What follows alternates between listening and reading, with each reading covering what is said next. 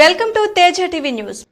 సూర్యాపేట జిల్లా జాజిరెడ్డిగూడెం మండలంలో యూరియా సరఫరా కొరత తొలగిస్తూ ఈ రోజు మొత్తం 880 బస్తాల యూరియా మట్టి కేంద్రానికి చేరుకున్నాయి. ఇందులో ఇప్పటికీ 100 బస్తాలకు పైగా రైతులకు పంపిణీ చేయగా మిగతా బస్తాలను ఒక్కో రైతుకి ఒక్కో బస్తా చొప్పున ఇవ్వాలని వ్యవసాయ శాఖ అధికారులు ప్రణాళిక రూపొందించారు.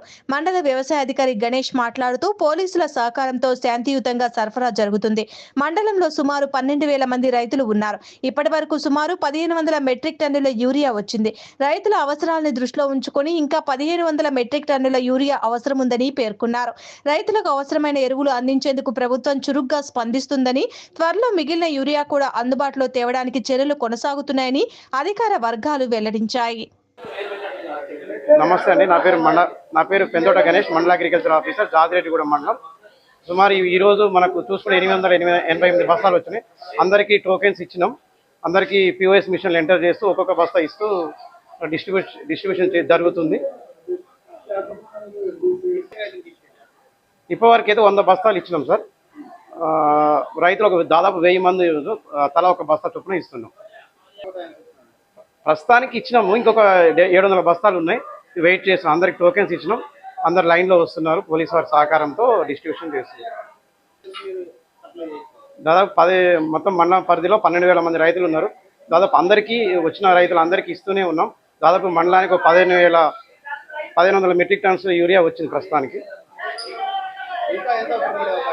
ఇంకా దాదాపు ఒక 1000 నుంచి 1,500 మెట్రిక్ టన్నుల యూరియా అవసరం ఉంది. ఇది 100% అవాస్తవం అండి.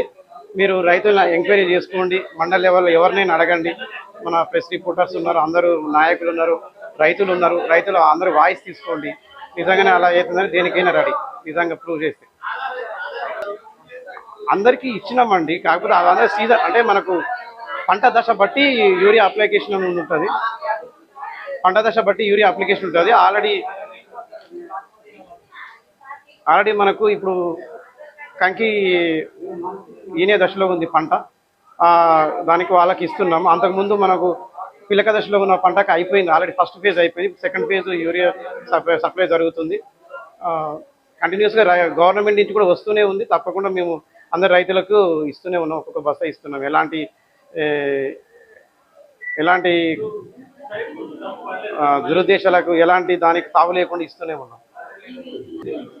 దాదాపు ఒక 1000 టన్నుల వరకు అవసరం ఉంటుంది ప్రస్తుతం సిచ్యువేషన్. ఈ 10-15 రోజులలో యూరియా డిమాండ్ కూడా తగ్గిపోవచ్చు.